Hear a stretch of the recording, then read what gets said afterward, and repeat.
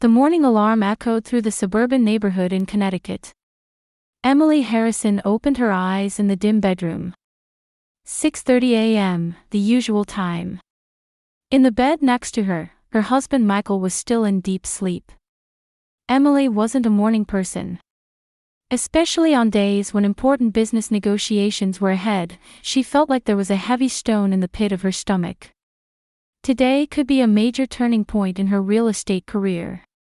She had been assigned to handle a large development project in the Westfield district, with the final presentation scheduled for this afternoon. If successful, the promotion to senior manager she had been aiming for years would become reality. On her way to the kitchen, she passed by 10-year-old Jacob's room. She could still hear his sleeping breath. Every time she saw his sleeping face, Emily's heart warmed. Jacob resembled his father Michael with his well-formed features. But his personality took after his mother. He was an introverted and thoughtful child. While turning on the coffee maker, Emily organized today's schedule in her head. Final document review at 9 a.m., team meeting at 11, client presentation at 2 p.m. The results should be known by evening. Feeling her hands trembling slightly from nervousness, she poured coffee into her mug. She heard footsteps coming up the stairs. Michael appeared in the kitchen with sleepy eyes. Her husband worked as a business consultant and often worked from home. Still in his pajamas, he sat in a chair and let out a big yawn. "Good morning, Emily. Today's the big day, isn't it?" Michael's voice had that morning hoarseness. He seemed to understand his wife's nervousness. Throughout their 12 years of marriage, Michael had always supported Emily's work. Especially regarding childcare, he often took the lead, and Emily was grateful for that. "I'm working from home today, so leave Jacob to me," Michael continued after taking a sip of coffee. On his work-from-home days, it was their family custom for him to handle everything from preparing Jacob's breakfast to seeing him off to school. Emily breathed a sigh of relief. She didn't want to be distracted by family matters today of all days. "Thank you. That really helps." Just then, light footsteps came running down the stairs. Jacob appeared in his school uniform. His brown hair was sticking up with bedhead, but his eyes were bright. "Good morning, Mom." "Good morning, Dad." Jacob's cheerful voice echoed through the kitchen. Unable to hide his excitement, he began talking while wolfing down his breakfast cereal. "I was chosen as the anchor for the relay at next week's sports day. The teacher said I'm the fastest in the class." Seeing her son's delighted expression, Emily couldn't help but smile. However, somewhere in her heart, this afternoon's presentation wouldn't leave her mind. Maybe she should go over the materials one more time. "That's wonderful, Jacob." Emily answered absent-mindedly while checking the documents in her bag. Michael noticed this and turned to their son. "Speaking of sports day, I had preparations to do as PTA president." At Michael's words, Emily stopped what she was doing. This was the first time she'd heard that her husband was PTA president. When had he taken on such an important role? "What? You're PTA president? Since when?" At Emily's surprised voice, Michael showed a slightly troubled expression. "Since last fall. You've been busy with work, so I've been handling it. School matters, communication between parents, event planning. It's quite a lot of work." Listening to Michael's explanation, Emily felt something heavy in her chest. While grateful to her husband for being so involved in their son's school life, she felt guilty about not being aware of what was happening with her family. When had she become so distant from her family? "Mom's working hard, isn't she?" Jacob's innocent words pierced Emily's heart. Her son understood and accepted his mother's busyness. But was that really a good thing? Looking at the clock, it was almost time to leave. Emily hurriedly stuffed the necessary documents into her bag. "I think I can come home early tonight, so let's have a family dinner," Emily suggested, as if trying to clear her guilt. Recently, opportunities for the three of them to eat together had decreased. If today's presentation was successful, she would surely have more peace of mind. Yay! I get to eat dinner with Mom. Jacob jumped with joy.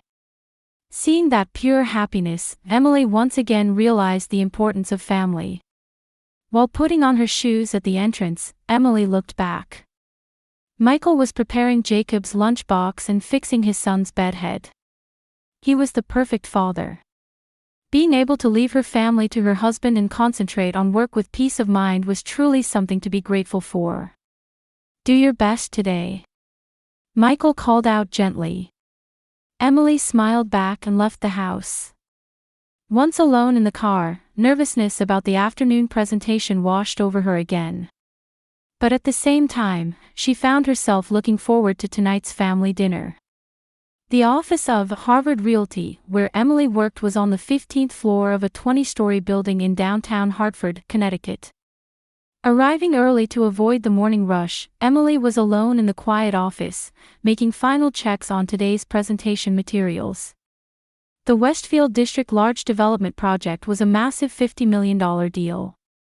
It was a mixed development including residential areas, commercial facilities, and recreational facilities, and if successful, it would bring the company its largest profit ever. Emily had literally worked day and night for the past 6 months for this project. Good morning, Emily. Today's the big day. Her colleague Sarah Williams approached with a warm cup of coffee in hand. Sarah served as a senior manager in the sales department. She had built her career while raising 2 daughters and was a good advisor for Emily. Are you nervous? At Sarah's question, Emily gave a wry smile. Of course. But the preparation is perfect. Market research, profit projections, risk analysis, everything's ready. Emily answered while showing the materials. Indeed, the numbers were perfect. However, with large projects, there were many factors that couldn't be determined by numbers alone. Client relationships, trust, and luck were also necessary. At 9 o'clock, the office was full of energy. Emily's team members arrived one by one, and the final strategy meeting began. Jim from marketing, Lisa from finance, and David from legal. The proposal that the 4-person team had refined over 6 months had become a masterpiece of over 100 pages. The client's biggest concern is building relationships with local residents, Jim opened the meeting. Environmental consideration and harmony with existing communities. We should put this front and center. Lisa supplemented from the financial perspective. Budget-wise, phased development can minimize initial investment risk. We must emphasize this point. Listening to her team members' discussion, Emily was organizing the flow of the final presentation in her head. In the meeting starting at 2 p.m., she would make the proposal as the team's representative. If successful, the path to senior manager, her long-held dream, would open. When the team meeting ended, Emily decided to have lunch alone. At a small cafe near the office, while ordering a sandwich, she was thinking about her family. Jacob's happy smile this morning, Michael's kind words. She was looking forward to tonight's family dinner. Recently, with work being busy, the time spent with family had decreased, and Emily felt sorry about that. When she had finished about half her lunch, a message arrived on her phone. It was from Michael. I'm going to be busier than expected today.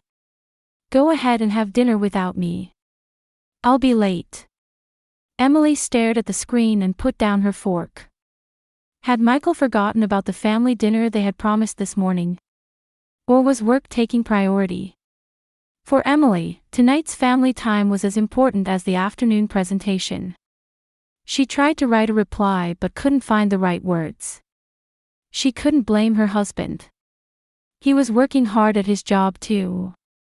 In the end, Emily only replied, "Understood. Take care." However, a small disappointment remained in her chest. Returning to the office, final preparations for the afternoon presentation began. Setting up the conference room, checking the projector operation, printing handout materials. Everything was proceeding smoothly. However, Emily's mind couldn't completely concentrate on work. Michael's message wouldn't leave her head. "Emily, are you okay?" Sarah called out with concern. "I'm just a little tired. Once today's presentation is over, I'm sure I'll feel better." Emily answered with a forced smile. "Take care of your family too," Sarah said gently. "I once had a period when I was young where I was obsessed only with work and sacrificed time with my family. But children grow up in the blink of an eye. Treasure the present." Sarah's words resonated deeply in Emily's heart. Indeed, recently, time to talk slowly with Jacob had decreased. Wasn't she missing her son's growth? At 1:30 p.m., the clients arrived at the conference room. Robert Chambers, representative of the Westfield Development Group, and his associates. A total of 5 important people. Emily took a deep breath and remembered all her preparation. "Ladies and gentlemen, thank you for taking time out of your busy schedules today." Emily began her greeting in a calm voice. Just before the presentation started, her phone vibrated. It was a call from the school. However, she absolutely couldn't answer the phone now. Emily ignored the call and continued with the presentation. "Regarding the Westfield District Development Plan, I would like to introduce the innovative approach we are proposing." Using slides, Emily continued her enthusiastic explanation. Market research results, profit projections, environmental considerations, cooperation with local residents. Everything was perfectly prepared. The clients also seemed to be listening with interest. 15 minutes later, her phone rang again. It was from the school again. Anxiety crossed Emily's mind, but she couldn't interrupt the presentation. This project was extremely important for her career. "I would like to explain in detail the financial advantages," Emily continued. However, in a corner of her mind, she was concerned about the call from school. Had something happened to Jacob? But Michael was there, so it should be fine. When the presentation reached its climax, the conference room door suddenly opened. Emily's secretary, Melanie, entered with a pale face. "I'm sorry, Miss Harrison, there's an emergency call." Melanie's expression was serious. She wasn't the type of person who would normally interrupt a meeting for any reason. "Excuse me. It seems to be an important matter, so could you give me a moment?" Emily apologized to the clients while following Melanie. Once outside the conference room, Melanie told her in a low voice. "Your child has been taken to the emergency room. They can't reach your husband." Emily's head went blank. Jacob was taken to the emergency room. What on earth had happened? "I'm going to the hospital immediately," Emily answered in a trembling voice. "What about the presentation?" At Melanie's question, Emily hesitated for a moment. The large project she had prepared for 6 months. It should have been the turning point of her career. However, when something was happening to her son, she couldn't possibly continue working. "Have Sarah take over.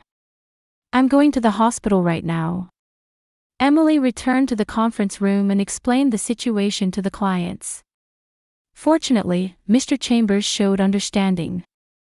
"Your child comes first. The presentation can be rescheduled." Emily expressed her gratitude and hurriedly left the office. In the car, she called Michael's cell phone with trembling hands. It wouldn't connect no matter how many times she tried. Where was he and what was he doing? On the way to the hospital, Emily was blaming herself. She regretted ignoring the call from school this morning. If she had answered the phone then, she might have been able to rush to her son's side sooner. She wanted to take care of both work and family, but had she ended up being half-hearted about both? While waiting at a traffic light, she called Michael again. This time it connected. "Jacob has been taken to the emergency room." Come to the hospital immediately. Emily desperately explained the situation. However, Michael's reaction was completely different from what she had expected. Wasn't today your turn to pick him up? The child is your responsibility. Michael's voice over the phone was cold and distant, far from the worry and agitation Emily had expected. Despite the emergency of their son being taken to the hospital, her husband's first words were shifting responsibility. Michael, what are you saying? Jacob has been taken to the hospital. Come immediately. Emily pleaded in a trembling voice. However, Michael's reaction confused Emily even more. I'm in an important meeting now. You handle it. That's a mother's job. The phone was hung up unilaterally. Emily stared at her phone, unable to believe it. That her husband, with whom she had been married for 12 years, would show such a cold reaction to their son's emergency. Parking at St. Mary's Hospital, Emily hurried to the emergency department. When she gave her son's name at reception, the nurse guided her to the pediatric ward. Walking down the corridor, the worst scenarios were floating in Emily's head. Ma'am, this way. In the hospital room the nurse showed her to, Emily found Jacob. Her son was lying in a hospital bed receiving IN4, but his consciousness seemed clear. Mom. When Jacob saw Emily, he waved weakly. His voice was smaller than usual, and his complexion was pale. Jacob, are you okay? Does anything hurt? Emily rushed to her son's bedside and held his small hand.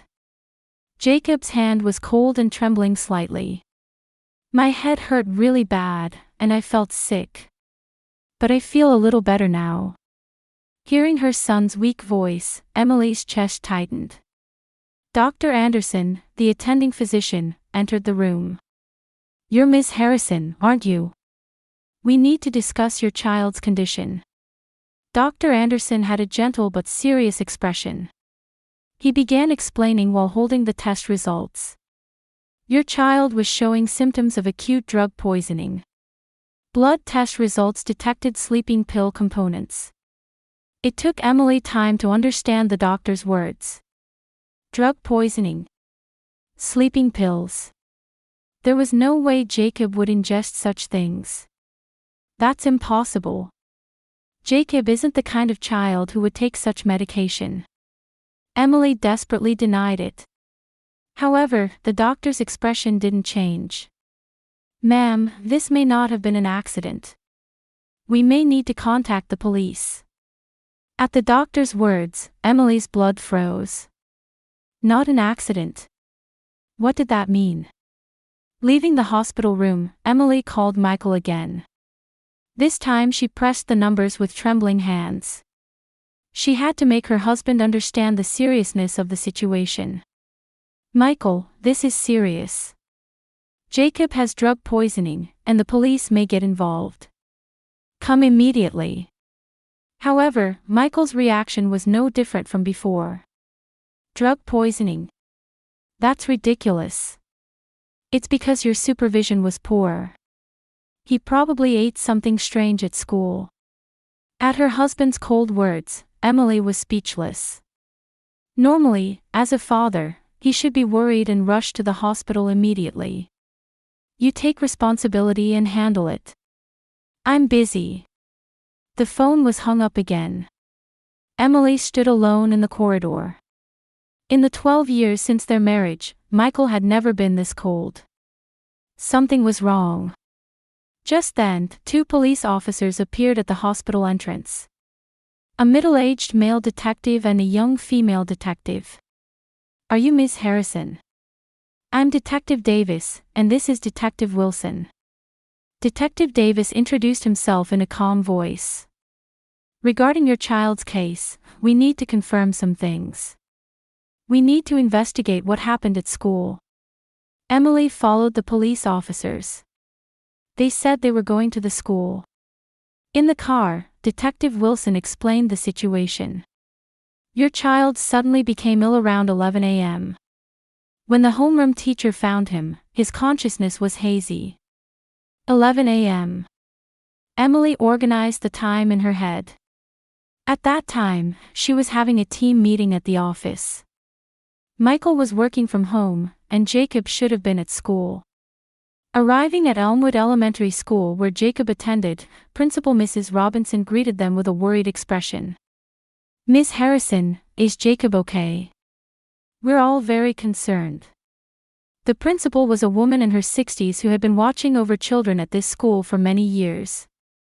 An unusual tension was visible on her face. "Ma'am, please look at this." Detective Davis guided Emily to the principal's office. A large monitor was set up there, ready to play security camera footage. This is footage from the school's security cameras. It shows the corridor in front of the faculty room around 11 a.m. When the detective operated the remote control, a black and white image appeared on the screen. Several adults could be seen walking in the corridor.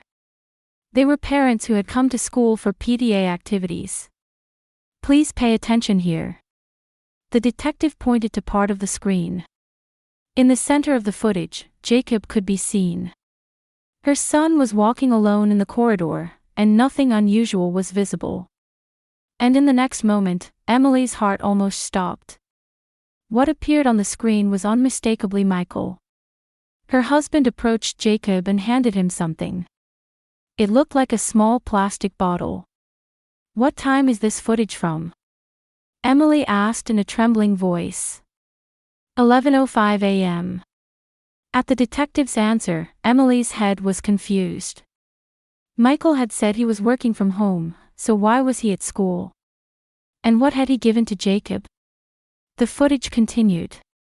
Jacob was drinking the contents of the plastic bottle he had received from Michael. Her son drank without hesitation, with a completely trusting expression toward his father. What did the father give to your child? At Detective Wilson's question, Emily couldn't answer. Various possibilities were racing through her head, but all of them were things she didn't want to believe. The footage continued further. After Jacob finished drinking, Michael lightly patted his son's head and left. It looked like a heartwarming scene between a normal father and child. However, 10 minutes later, something terrible happened. Jacob suddenly began to stagger. Her son tried to support himself by putting his hand against the wall, but gradually his footing became unsteady. Then he collapsed in the corridor. At this point, where was the father? Detective Davis asked calmly. Emily stared at the screen, feeling like she couldn't breathe. Rewinding the footage, Michael could be seen disappearing down the corridor without looking back, even as Jacob began to suffer. For the 15 minutes until her son collapsed, no one noticed. Jacob suffered alone until the homeroom teacher discovered him. Is this a coincidence? At Detective Wilson's words, Emily couldn't answer. For a coincidence, the timing was far too perfect. Can you contact the father? We need to ask him about the circumstances. At Detective Davis's request, Emily took out her phone with trembling hands. However, Michael's phone wouldn't connect. "Ms. Harrison, this is just one possibility, but if this was an intentional act, it's a very serious situation." The detective's words weighed heavily on Emily's heart. Intentional act. That meant her husband had deliberately put their son in danger. Leaving the principal's office, Emily's feet felt as heavy as lead. She couldn't believe that the husband she had trusted for 12 years would harm their beloved son. However, security camera footage doesn't lie. On the way back to the hospital, Emily was blaming herself. Looking back at her husband's behavior this morning, there were indeed several unnatural points. Not knowing he was PTA president, being at school while saying he was working from home, and his abnormal coldness toward their son's emergency. All the points were beginning to connect. However, Emily still didn't want to believe it. That her beloved husband would hurt their beloved son. Arriving at the hospital, Detective Davis told Emily, "We would like to ask the father to voluntarily accompany us. We need to hear the details of the circumstances." Emily nodded silently. At 6 p.m., Michael Harrison maintained a calm expression in the interrogation room at the police station. Detective Davis and Detective Wilson sat across from him, and a monitor ready to play the security camera footage was placed in a corner of the room. "Mr. Harrison, could you explain about this footage?" Detective Davis asked while pointing to the footage. On the screen, the scene of Michael handing Jacob a plastic bottle was displayed. "I just gave my son a nutritional drink." Michael's answer was matter-of-fact, as if he were talking about an ordinary daily occurrence. "A nutritional drink? Your child was taken to the hospital afterward with acute drug poisoning. Blood tests detected sleeping pill components." At Detective Wilson's pointing out, Michael didn't move an eyebrow. "That must be a management error by the school. What I gave him was a commercially available nutritional drink. There may have been a problem with the school lunch or drinking water." Michael's calmness was abnormal. Even though his own son had been on the brink of life and death, he was talking as if it were someone else's business. The detectives exchanged glances. "Mr. Harrison, you have life insurance on your child, don't you?" At Detective Davis's question, Michael's expression changed slightly. "Yes, it's a father's responsibility. Considering the worst-case scenario.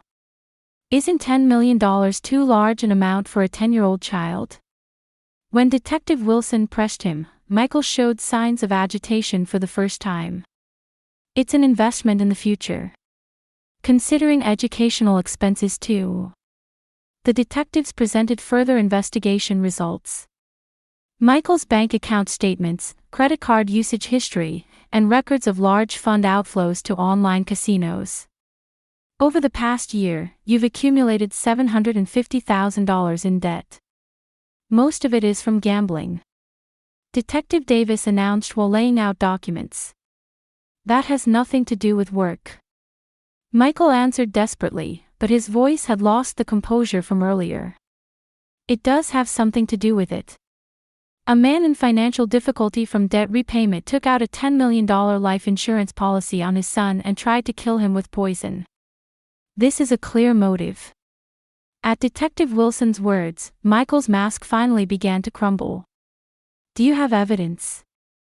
"I love my son. We have evidence." Detective Davis took out new documents. "It has been discovered that sleeping pills are missing from the school infirmary. The date they went missing was 3 days ago. And on that day, you were the only one who entered the infirmary as PTA president." The color drained from Michael's face.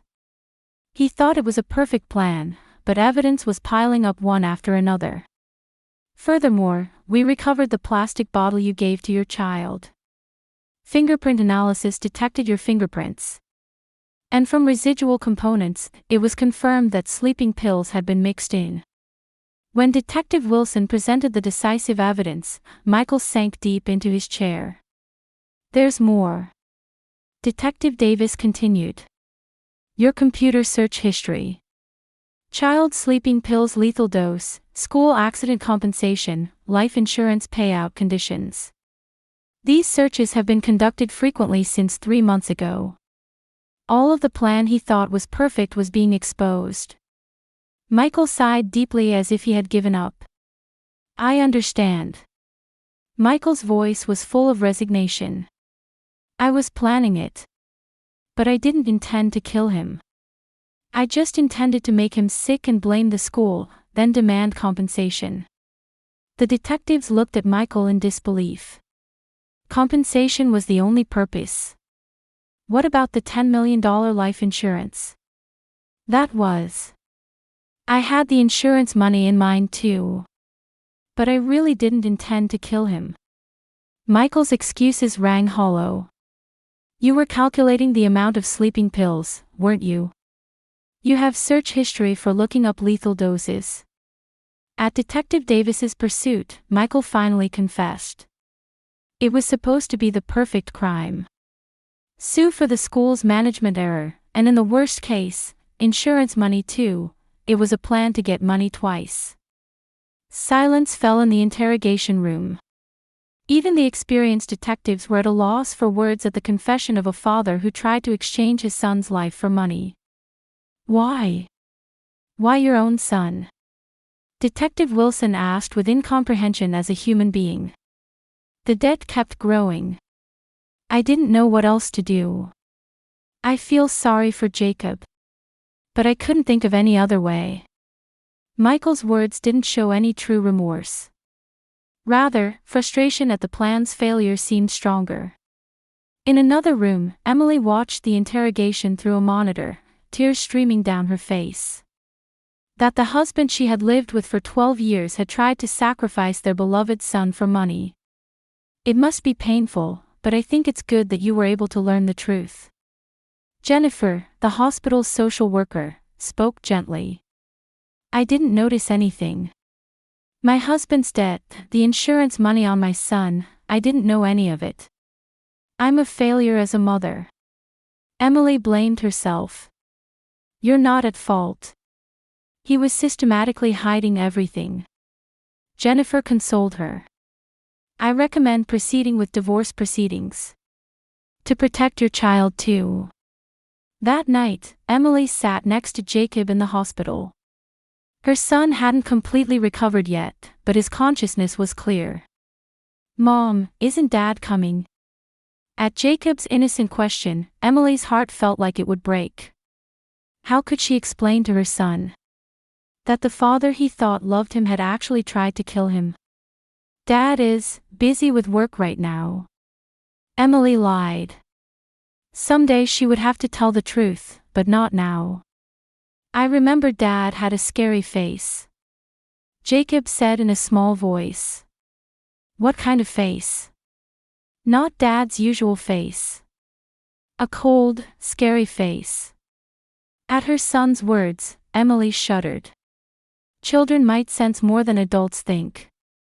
The next day, Michael was formally charged with attempted fraud and attempted murder. Bail was denied, and he would be detained until trial. His lawyer sought leniency, but given that it was premeditated and the victim was his own son, a heavy sentence was expected. Emily began divorce proceedings. Her 12-year marriage to Michael was coming to an end. There were issues of property division and custody, but Jacob's safety was the top priority. Mom, what are we going to do from now on? On the day of discharge, Jacob asked anxiously. It'll be okay. Mom will protect you. Emily promised while hugging her son. A new life was about to begin. It might be a difficult and arduous journey, but she was determined to walk it with her son. 6 months later, Michael received a 15-year prison sentence. The last time she saw her husband's face in court, there was no longer any trace of the man she had loved. There was only a cold man who had tried to sacrifice his son for money. 1 year later, Emily and Jacob had moved to a small town in Vermont. They wanted to get away from the painful memories in Connecticut and start a new life together. Emily began working at a local real estate company, and Jacob made friends at his new school and gradually regained his brightness. Today was the first sports day at the new school. Emily took the day off work from early morning to cheer for her son. Previously, she would have prioritized work, but now it was different. She had learned through painful experience that time with her son was more important than anything. Mom, watch me. I'm going to come in first in the relay this time. Jacob waved excitedly at his mother. Since the incident a year ago, her son had become introverted for a while, but in the new environment, he was gradually regaining his confidence. Counseling seemed to have been effective too, and he suffered from nightmares less often. In the spectator stands of the athletic field, Emily sat alongside other parents. The people in the new town were warm, accepting the mother and son without prying into their past. Go, Jacob! Emily cheered loudly for her son. When Jacob received the baton in the relay, loud cheers rose from the spectator stands too. Her son ran with all his might and brilliantly led his team to victory. I did it! The moment he crossed the finish line, Jacob raised both hands high toward his mother in the stands. Tears welled up in Emily's eyes. She truly felt the happiness of being able to see her son smile. When the sports day ended, Jacob came running over. "Mom, did you see?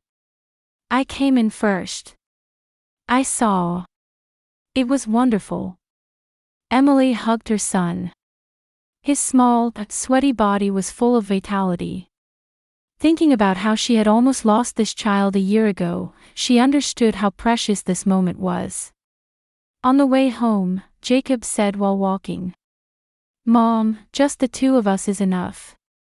Emily was surprised by her son's words. "Why do you say that?" "Because you put me first. Before. I felt like the previous dad didn't really look at me." Jacob's words didn't directly touch on the incident a year ago, but it was clear that he understood many things in his own way. "Yes. We're happy, just the two of us." Emily squeezed her son's hand back. She had learned over this year that a true family is determined not by the depth of blood ties, but by the depth of caring hearts. That night, after Jacob had fallen asleep, Emily sat alone drinking coffee and reflecting on the past. Letters from Michael arrived once a month, but she threw them away without opening them. Her relationship with him was completely over. Meanwhile, at that time, at Connecticut State Prison, Michael Harrison spent each day in a solitary cell. He was despised by other inmates as a child killer and often suffered violence. The guards' protection was limited, and he lived in constant fear. "A guy like you has no value in living," a prisoner sitting next to him in the cafeteria threatened in a low voice. Michael could say nothing and continued eating silently. Of his 15-year sentence, only 1 year had passed. These hellish days would continue for another 14 years. Returning to his cell, Michael stared at a photo of his son. All the letters he sent to Emily came back returned. He would probably never see his family again. It was the punishment for trying to sacrifice his son for money. In the middle of the night, Michael cried alone. He finally understood the magnitude of what he had lost. But it was too late to take it back. He had no choice but to spend the rest of his life atoning for the consequences of his foolish choice. In the small house in Vermont, Emily and Jacob spent a peaceful night. Listening to his mother's bedtime story, Jacob fell asleep with a peaceful expression. "Good night, Jacob." Emily kissed her son's forehead. She was glad she had been able to protect this child. And she had learned what true family bonds were. Deep love and trust that comes after overcoming difficulties. That was the true form of family. Outside the window, a sky full of stars spread out. As if blessing the beginning of a new life, the stars shone gently.